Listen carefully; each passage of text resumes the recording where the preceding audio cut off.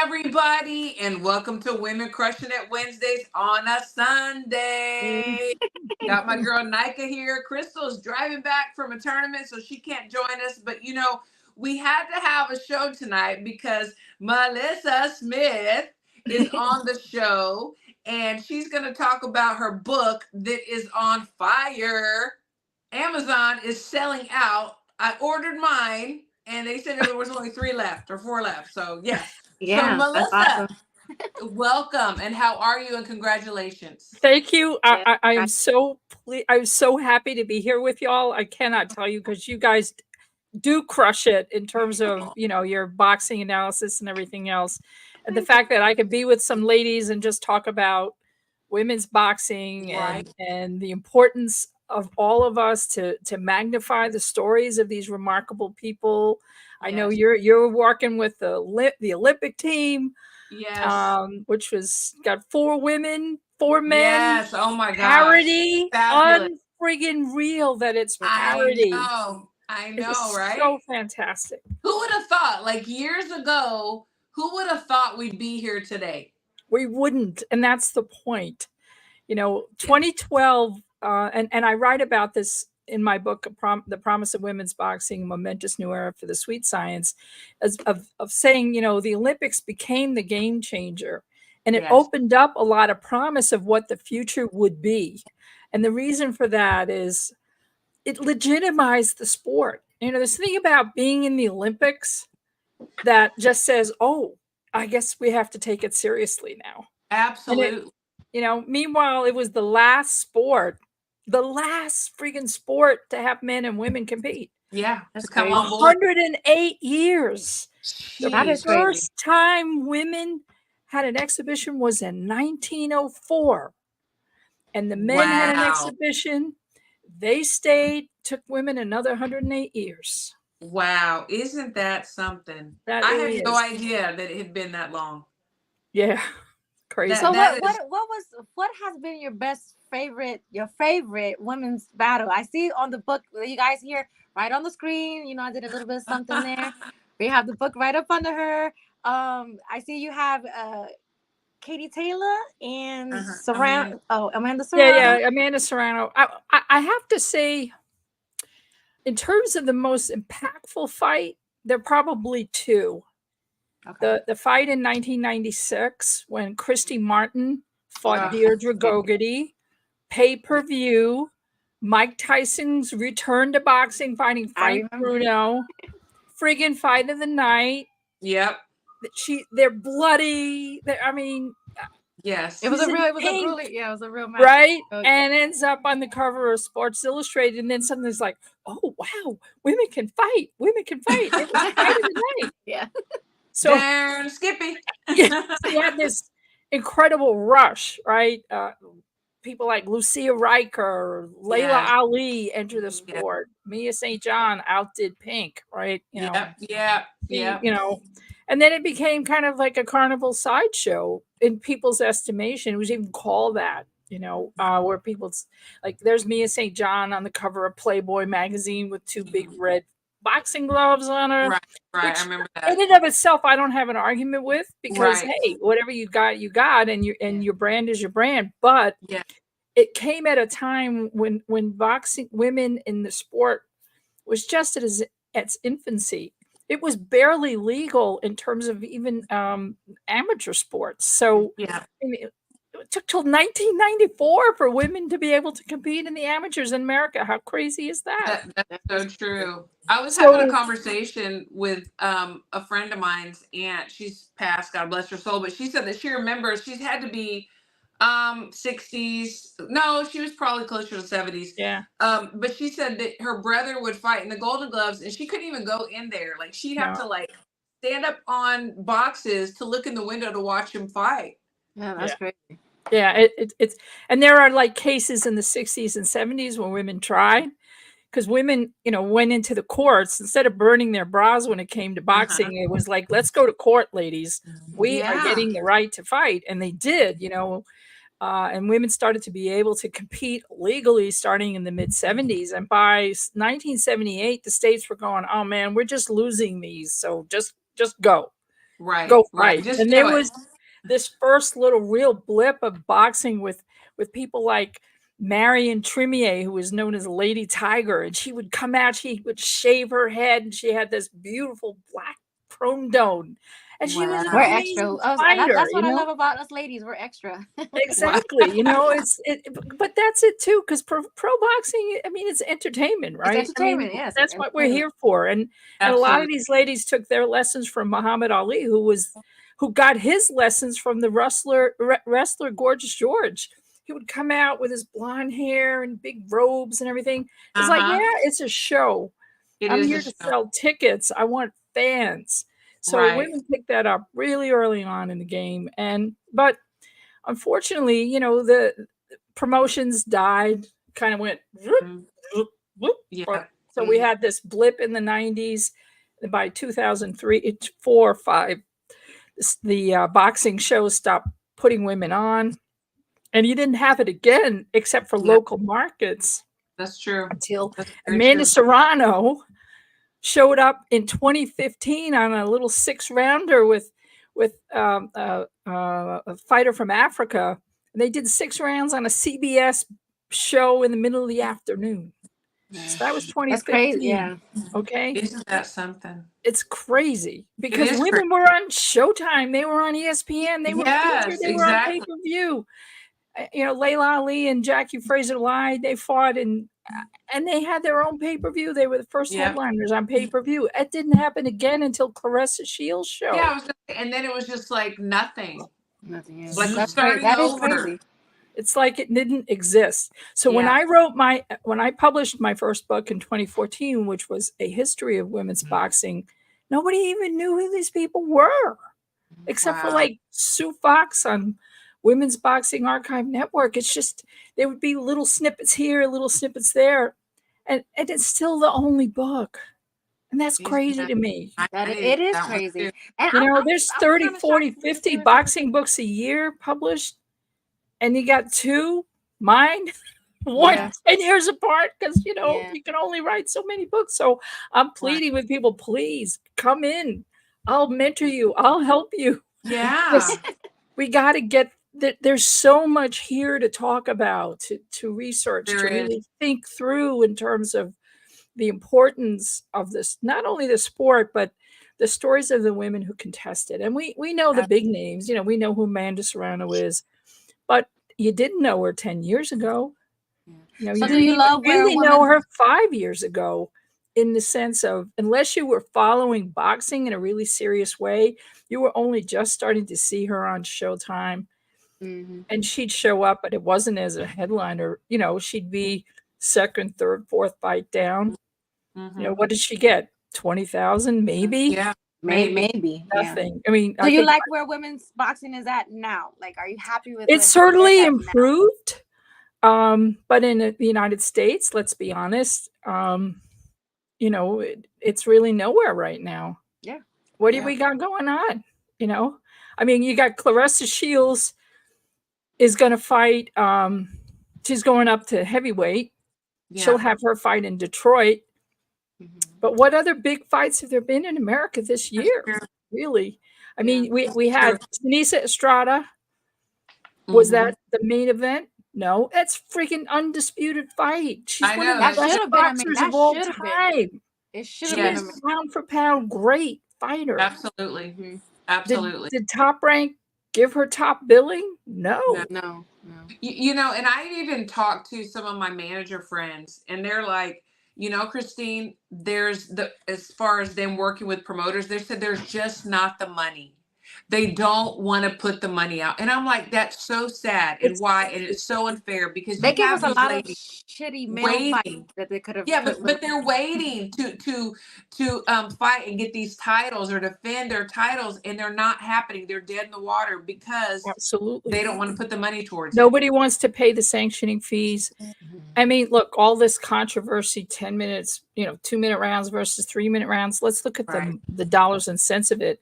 If a promoter puts on, even on a women's, you know, prize fight, championship bout, it's 20 minutes. Yeah. Maybe you add 5 before and 5 after, because you're going to have some interviews. Right. that's a 30-minute commitment. Right. If you're doing if you're doing 12-3, the fight's 36 minutes. Mm-hmm. And then you got to add the other time. So you're going from 20 minutes of fighting, 10 minutes of in and out, to 36 minutes of fighting. And you're now at 45, 50 minutes. Yeah. They don't want to do it. I know. And never mind, you if you put even a 6-rounder on, that costs you 12 minutes. That's it. Right. Exactly. So I don't understand PBC, and I've said this on other forums. PBC had Canelo 11 fights on that card. How many did you care about? Right. No, you're right. You're right. And I see the Top Rank only has 2. They only have 2 women on their roster. They now have they have Sinisa, they have Michaela, and the Puerto Rican Nisa Rodriguez on their cards only in New York. The third one. Okay, I didn't know MSG. Why? Because she sells the tickets. Yeah. Why? Exactly. That's exactly why. She's a New York City cop. She's family. Yeah. She has won the Golden Gloves like 8 times. I know. In Madison Square Garden. It's her house. Yeah. So and she does sell tickets. Yeah. So she really does. So what do you want to see change for women in boxing? Because I do see that now women are getting a little bit more shine, but we're not all the way there.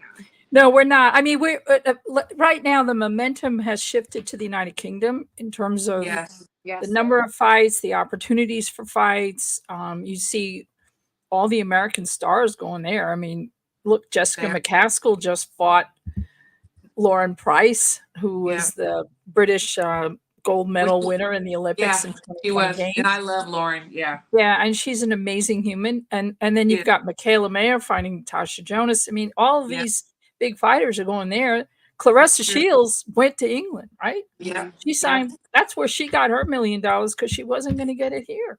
Exactly. And that's crazy that she couldn't get it here in America, because I mean, so it's just, I talk to men all the time about sports. Most of them do not want to watch women's boxing. They just don't. And I can't really knock them for it because that's their preference, but it's hard to get the men to watch women's boxing. Yeah, but when they do, they love it because it's the best fighting the best. It's convincing them though. Always the best fighting the best. You can't duck anybody. Rare you have a dog fight. You don't even in the short rounded ones. The short rounds, they're typically really great. Right now, probably the biggest action for women in boxing in America is Team Combat League. Yes, it is. You have some amazing fighters. You've got Alicia Napoleon, who was a fantastic super middleweight. Then she left the sport. She had a baby. She's, making her way back. You watch her 1 or 2 rounds on those league fights. It's like, holy crap! She is elite, And you've got Erica Farias, who's one of the greatest fighters out of Argentina, is fighting in the league because she can't get any work. I mean, it's crazy. Yeah, it is crazy. I mean, I'm so glad they have the opportunity to fight for this league, but it is sad that they have to not do exactly what they want to do. It's just a little slice of what they want to do, because they're not being put on. Yeah, I mean, I see a comment. I think it's from Women's Boxing Channel talking about the fact that UK men are loving women's boxing, and they really are. And they went from hating it 20 years ago, when Jane Couch legalized it in 1998, to now it's like, wow, where are the women? I don't want to see the guys. I want to see the women because they really fight. They've got game. You watch the Natasha Jonas Michaela Mayer fight. Oh gosh, yeah. See, I feel like levels. They bring it. Look, even when Amanda Serrano fought Heather Hardy last summer for the Undisputed. Yeah. Oh gosh, yeah. And Heather threw almost 600 punches to Amanda's like 700, 800. Yeah. I mean, when do men work like that? They don't do that in 36 minutes. They don't. Yeah, and I hate to say this, but it's like I noticed it because women in boxing, they don't have the support or the backing from the fans and from boxing commissions itself. But I feel that's what probably kind of pushed some of the women to start being a little bit more provocative and like doing the lingerie weigh-ins and stuff like that. What do you think about that? Well, boxing is a business, and I feel strongly about that. And you develop a brand. And if you're talking about Ebony Bridges, she's a beautiful woman. She She was a bodybuilder before she became a boxer. She's educated and intelligent. She was a teacher. I mean, she's got a lot to her, but she also is very proud of her sexuality. She's proud of who she is, and she works hard at what she looks like. So to me, go for it. Because she can back it up as a good boxer. There are also women who are like, that's not my brand. That's not what I do. But Russia Shields is not about that, you know. So it's like a double-edged sword, because there are female boxers that are not like that, so they don't get the support from people because they're not being extra sexy and doing that, and they're like kick-ass fighters, you know. And I don't know that I do it. I don't know that I agree with that necessarily, because I think everybody has their own. Some people are more comfortable with how they deal with interacting with the public. I mean, Amanda Serrano, she has support but she's not sexual in any way. She doesn't do any of that, and yet her support comes from her talent and from her ability to show that she is the real deal. I mean, that's but the men don't have to do that though. They don't have to do that. That was my point. Like, they don't. For Ebony to have gotten noticed, I feel like that's what she had to do. Nobody. And she's not the first one. Yeah, I mean, this is the men don't Mia have to do St. that. John did They it. don't have to do that. No, but they do. They don't do that necessarily, but they do what they do. I mean, look at Adrian Broner. You know, he has his bad boy brand. Ryan Garcia. Ryan Garcia. Well, he's, we got to worry whole about different Ryan conversation. Garcia. No, and I mean, I think that women should be able to dress how they want to and be who they want. I think the only problem that I have, and it's not even with the women, is that when it comes down to men saying, "Oh, I want to see so and so fight and not so and so because she looks better." Well, then they're not giving them credit for their skills. Yeah, but I think real boxing fans don't do that though. I mean, because they're watching these great fights, right? Look, there are some great men fighting. There are great women fighting. It's just that men have more opportunity to show off their stuff because they're on cards, and women are still not getting placed on cards in the United States, at least, with any kind of regularity. But that having been said, the club shows, the little venues all across the country, have a lot of women, and they're getting great experience. And these are girls that are coming out of the amateurs, out of the, who were winning titles either on the national level or the regional level, or they're winning Golden Gloves or whatever. And they have some mad skills, and they are great. And I think they're getting better. I think that women, they did the best that they could, but now it's like they're really getting in there. I don't want to say that they're working harder than men, even though sometimes they do.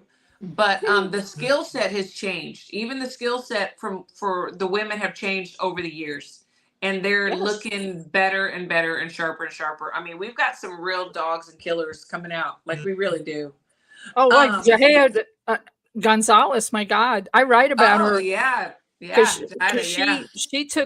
She almost grabbed, I mean, she really gave Mayer a hard time. The last time around, in 2016. So for the 2016 Olympics. So I'm thrilled to see that she finally gained a spot on the team. Yes, love her. Yes, she has had a tough road. But you know what? She's finally there where she wanted to be. And she's doing great. She's doing fabulous. I'll dare say that she's definitely got a medal for sure. Yeah, that'll be. She's looking great. Yeah. I was going to say, so where does your boxing background come from? This passion, this love, where did it all start? I always watched boxing even as a little kid. And, I grew up in the era of Muhammad Ali. And so I used to love to watch him box, but more than that, he was such a cultural figure when I was coming up. And, I think, so I'm like coming of age in the era of Muhammad Ali in the 70s. And he was such an influential human being and so important inside and outside of the ring. He once sort of like, I've got to watch boxing because this is Muhammad Ali and he's making these statements. So, for instance, when they did the Rumble in the Jungle, with George Foreman, I mean, staying up in the middle of the night to watch those fights was a big deal. It was a really big deal. Well, and Sundays, Wide World Sports. Wide World of Sports was the greatest. Howard Cosell. Absolutely. I watched that. Yeah. I was just a big boxing fan. I always was. And then, when the heavyweight, my favorite fighter was Kenny Norton. I always talk about that. I think he was a poem, man. I mean, the way he fought was just poetry. Absolutely. But that's how I got into boxing too, because that was the only time my mom used to let me stay up late was to watch boxing because she was a boxing fan. So I was like, oh, I get to stay late. Let me watch. Boxing. And I mean, I've watched boxing with my mom. I mean, we liked baseball in my family, so we'd always watch baseball games and we'd watch boxing, and it was but what I try to explain to people, in the 70s, in the 80s, boxing was so much a part of popular culture. Yes, it just started to die away in the 90s. And then with the development of all these other combat sports and how with cable, boxing started to disappear from television, from regular broadcast television, went to cable. And then now it's like a niche of a niche almost. To find boxing at all is just difficult to find. And unless you're involved with gyms or you have some personal relationship to a gym, or you have kids who are competing in the JOs or just local boxing shows or whatever, your one is so separated from the sport. Whereas it used to be part of, what we call the water cooler conversation. Wow, did you see the fight? It Did you see Absolutely. It's not that way anymore. I mean, people talk about that more in terms of MMA, not boxing. And that to me is a shame because boxing, there's just something so beautiful about the sport.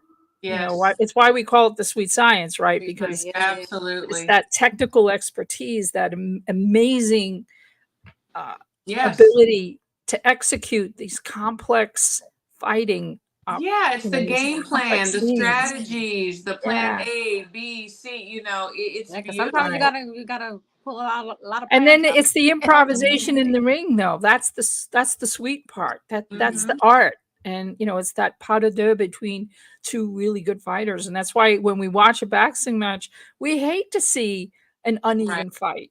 Absolutely, which we do see very often. Competitiveness, we want to see two gladiators in the ring who have equivalent skills, best versus best. So back to your early question, which was, what are the influential fights? It's the bookend is Amanda Serrano and Katie Taylor, which was truly best versus best. That was one of the best boxing matches I've ever watched in my life, and I've seen a lot of boxing. Well, they're running it back. They're running it back. Yeah, they're running. We'll see. If they can. So that's why I have to give Jake Paul his credit for putting her on this platform and paying her the money that I feel like she deserves. Absolutely, for these big fights. But the Women's Boxing Channel wants to know what Melissa's thoughts on women on PEDs, not PEDs. I don't know what that means. I guess I guess he means drugs. I mean, I think it's horrible, and it's all across the sport. And the fact that there's no governance, that people just get away with crap, whether it's men or women, is horrible. Disgusting. It's dangerous.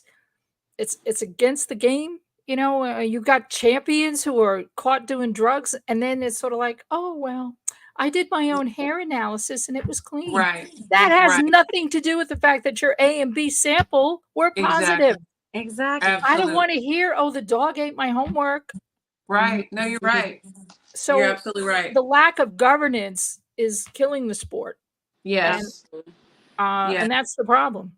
Iceman wants to know, how do women feel about these male boxers beating up on women and still allowed to be in boxing, making money and being cheered on? I mean, I don't think anybody would feel good about that. So.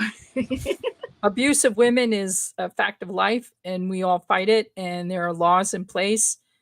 And we're here to support any woman who is abused. And, you know, you scratch the surface of women who box in the gyms, and you can say, hey, what drew you to boxing? And I can guarantee you that a very decent percentage of those women like me who started to box, you know, have been abused, whether sexually abused as children or as adults or subject to abuse. What do I feel about it? The same way I feel about a basketball player that beats up on his woman, is caught, and it still has a platform and nobody gives a damn. It's the same way. Put the damn guys in jail where they belong. That's so true. So Mr. Arter wants to know your thoughts on 12-minute, 2-minute round, 12 2-minute rounds for title fights versus going 3 minutes. WBC will not budge on the 12 3-minute rounds. Yeah, well, most women I know, look, me, I still train 3-minute rounds, right? I'm turning 70 in 2 weeks. In the amateurs, wow. that's what everybody trains 3 minutes. It was started out at 2 minutes for political reasons, to say, oh, women are so delicate. Oh, right. So it became the standard, but it doesn't mean you have to. As long as a sanctioning body or if a sanctioning body is involved and the commission says okay to 3-minute rounds, you're good. Yeah. You can fight anywhere 12-3. It's just a matter of the commission and the sanctioning body, and both fighters have to agree. The issues are often related to the economics, because you're asking someone who's in a prize fight to go from 20 minutes to 36, and they're still being paid the same amount as if they paid for 20. Okay, so that's number one. Secondly, it's all the politics surrounding it. It's the airtime that a promoter has to give to that fight. It might mean one less that's fight. What it is, really. Yeah. So let's be real on that. And then, you know, there's been talk of things like, well, if you get it when you're doing unification fights, maybe those go up to 12 rounds. So you have 8 rounds for, like, you know, just like an eliminator. You have 10 rounds for belt number 1. And then if you have 2 belts, or you're going to end up with, you know, 12-2. I think it should either be 12-3 or maybe everybody should be 10-2, because let's face it, if this is really about safety, men, we've had 2 deaths in the ring this year. They were both men. Yeah. All right. Yeah. Now we lose women too, and women get disabled. Look at Heather right now. Heather Hardy. I know. She is in serious trouble with eye damage right now. She is. Let's, if we really care about safety, folks, what are we really talking about? Across the board, absolutely. Across the board, yeah. Women's Boxing Channel wants to know, do you think boxing must have an independent world governing body? Yes, absolutely. I mean, we've been saying this for decades. You know, when Senator McCain was in office, you know, he helped push through the Muhammad Ali Act, and there was really some momentum to push that even further, but it just never got there. And now, you know, it's a free-for-all. Let's face it. I mean, for instance, you've got all these we can go back to drugs. All these fighters sign up. Yes, I'm in the clean program. Then they get caught. It's like, oh, but it wasn't me. Right. Yeah. And who governs that? Each sanctioning body investigates, and then you have, in the United States, we have 50, 60 commissions, right? Every state has a commission. Yes. The Indian territories have their own commission.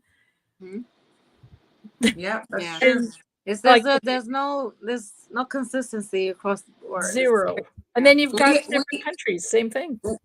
We have yet to see someone say, you know what? Yes, I cheated. You know, yes, I needed this.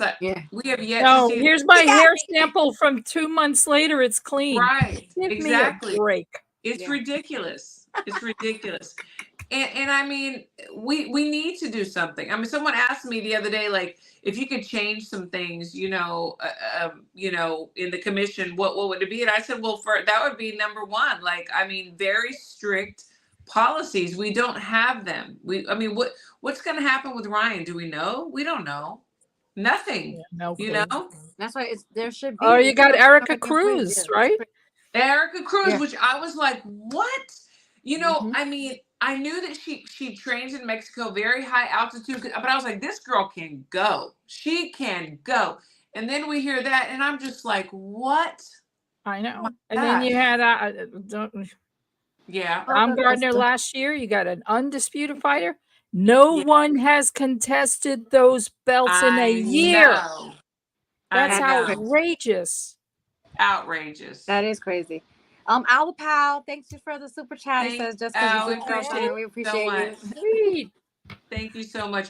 Yeah, it's getting ridiculous, and we're hearing about it more and more. And you know, and then you hear people say, "Oh, well, everybody's doing it." Everybody, really? Yeah, right. Well, we need to do something about it.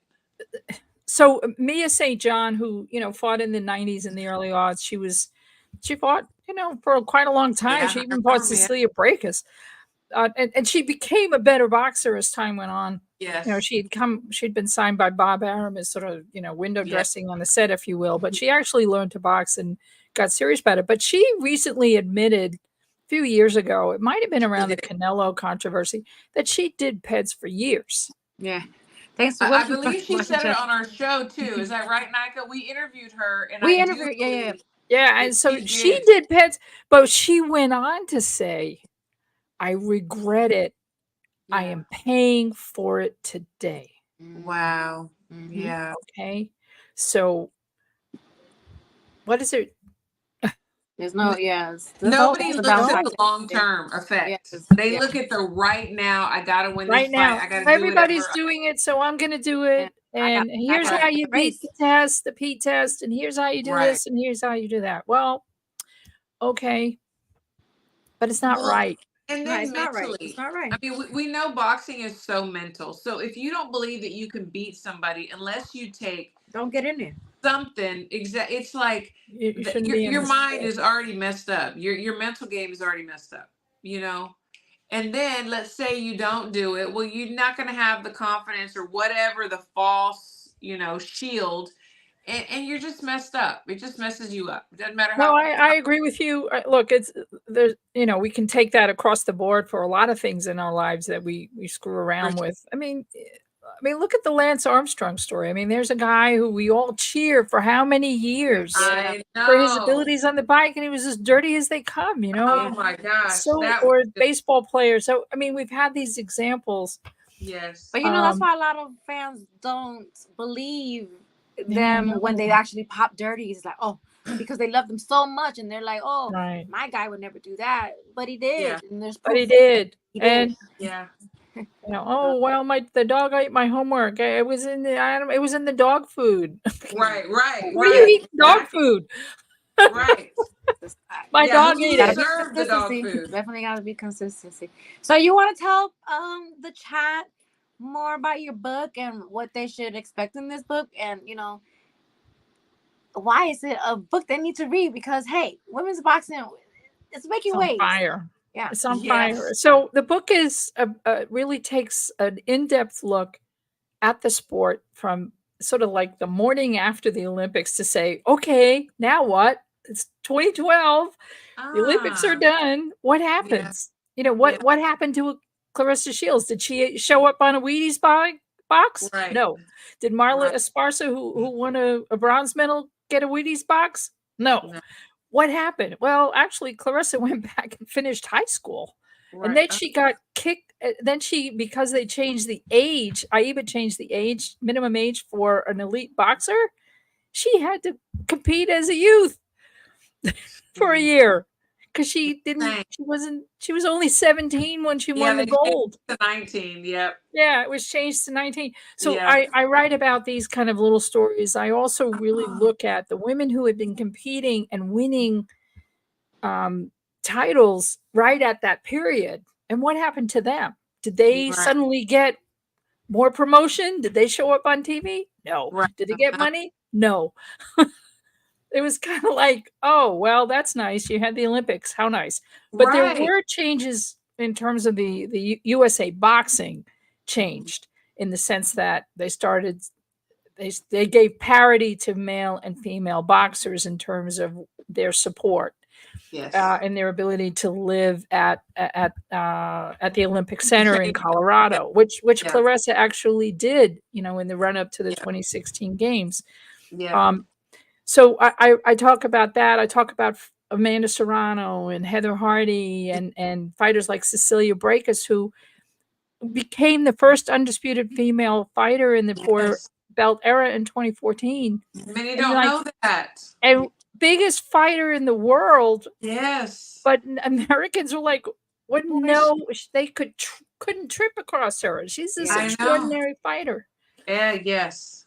So real fight fans, the casuals, they don't know who she is. So it's sort of like I tease out those stories and I have it broken into 3 eras, looking at 2012 to 2016, which is sort of from one Olympics to the next. Good. Yeah. And then from 2017 to 2019, which is the period when Katie Taylor, Claressa Shields, Nicola Adams, Marlena Esparza, Michaela Mayer, Savannah Marshall all turned pro. Mm-hmm. What happened to boxing? They had this trajectory up here where they were getting great paydays. They were showing up on fight cards. They were having opportunities to be seen. And yet you had all these other fighters that were still getting nothing. Yep, that's true. And how it started to break through in 2018, when you suddenly had Amanda Serrano coming onto Showtime cards on the televised portion.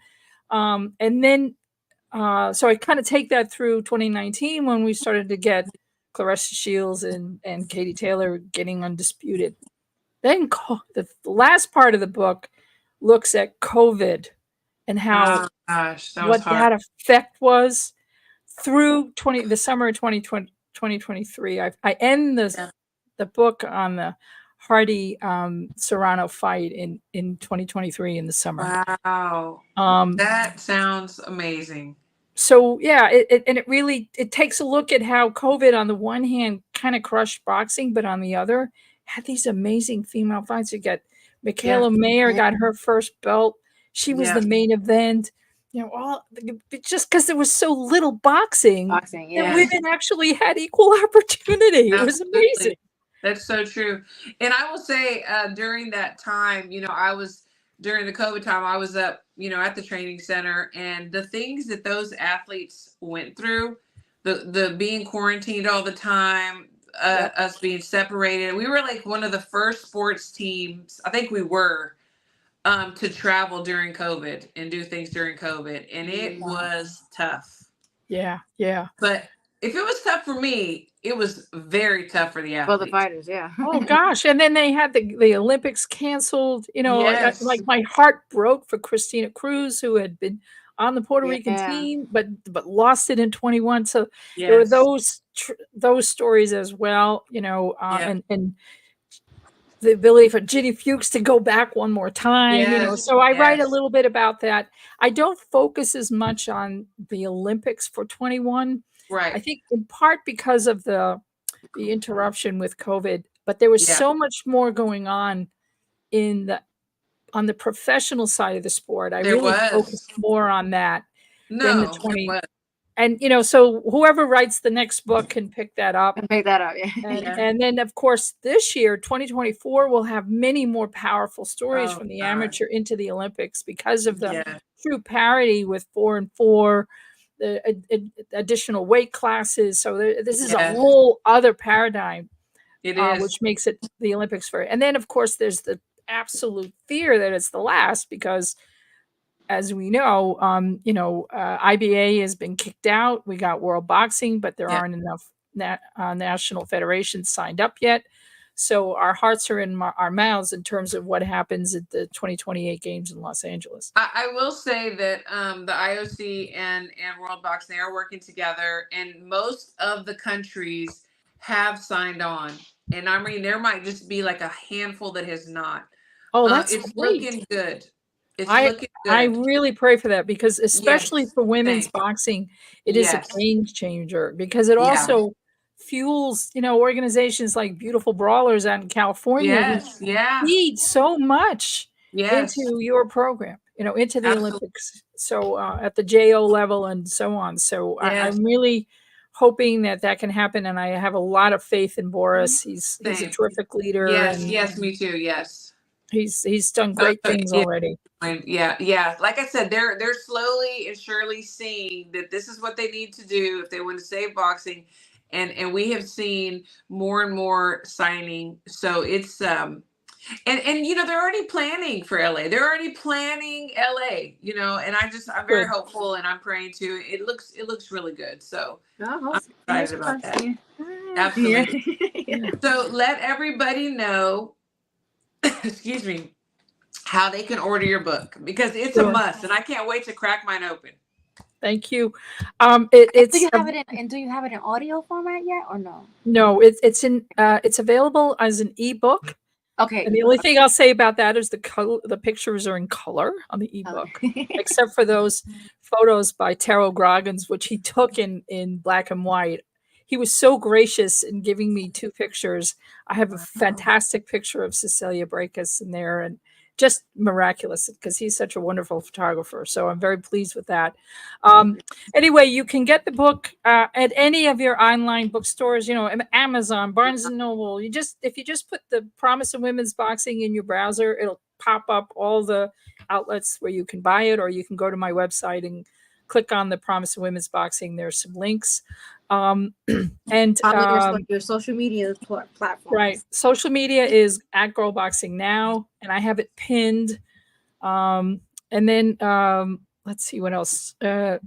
Or you can just go to if you like brick and mortar, you can walk into your local bookstore and say, "Hey, I got to order this book," and they'll get it for you. It'll take about a week, True. and you can order it in house. And it's doing fabulous. I can't believe it was still #1 today. It kind of dipped down to #2. It was back up today. I was like, this is the 5th freaking day. I can't believe it. Yes, that's in awesome. terms of That is #1 so of so new good. boxing books. I was like, yes, What it's a all blessing. about women. Yes, that is so fabulous. We're so excited and happy for that. Like I said, I can't wait to crack mine open. And I'm gonna go back, and because you have 2 other books, is that correct? I have a history of women's boxing that is still available. It's in paperback and hardback, and also as an ebook. That is a really detailed look at 300 years of boxing history, if you can believe that. And the thing about is that I really try to place each era that I review in the context of what was going on in popular culture. Because there were times, like in the 1880s, women boxing was very popular in America. Who would know that, right? It was popular until like the early 1900s, and then it like fell off the cliff. So I talk about eras like that. I talk about early boxers, and the challenges of being a female fan. Right. You were talking before about a friend who couldn't see her brother, Yeah. box at the Golden Gloves. I mean, that Right. was the case. Women were not allowed into boxing matches, and yet there were intrepid female reporters who would cross-dress as a man to go to a boxing match. Yeah. Yes, absolutely. So, Absolutely. And I mean, not even many years ago. I've been in boxing a little over 20 years and had my gym since 2007. And even back then, I mean, it seems like only yesterday, but there were so many roadblocks for me, being a woman. And and I remember one time, I'll never forget this. I'll just share it really quickly. I was at Golden Gloves, and I had 5 guys, my guys, they were going to compete. And so I went back to wrap their hands, and the guys were like, they were blocking the doorway. They're like, you can't go back there. That's the guys, area where they warm up and get ready. I said, well, then are you going to wrap their hands? And they're like, well, no. And I was like, okay, exactly. Step aside, so there's things like that too. So I'm really happy to see more and more women getting involved, you know, and I am it's making at all we're levels. making great strides. Yes. And in the first book I wrote, A History of Women's Boxing, I identify, early boxing managers. There were two in 1916. They were managing their brothers. One was a Native American woman from the Cherokee family, Oh and my gosh, I love it. she managed her two brothers. I mean, I love it. so I'm reading it's it. all there. You just kind of have to dig through it, and I Yeah. find it to be very compelling stories. I love it. Absolutely, absolutely. We thank you so much for coming on, and we have to have you back because, especially when we get these big matchups between women that we love, we got to talk about them. We've got to celebrate them. So you have to come back, and I thank you I so so much. appreciate it. Thank you. We are too. We are Oh. so appreciative of you.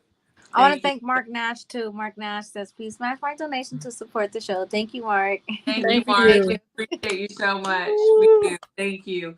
It's been marvelous, and we will definitely talk to you soon. You enjoy the rest of your Sunday evening. Thank you. Thank you so much. And again, thank you. So this has just been great. And I just appreciate the platform and your amazing support for my work. And, I'm beholden. Thank you. Same. Thank you so much. It has been such a joy and a pleasure. Thanks to the chat too for tuning in on a Sunday. Thanks to the chat. Yes, absolutely. Women's boxing. Let's stay at number one. Let's keep her at number one. Yes.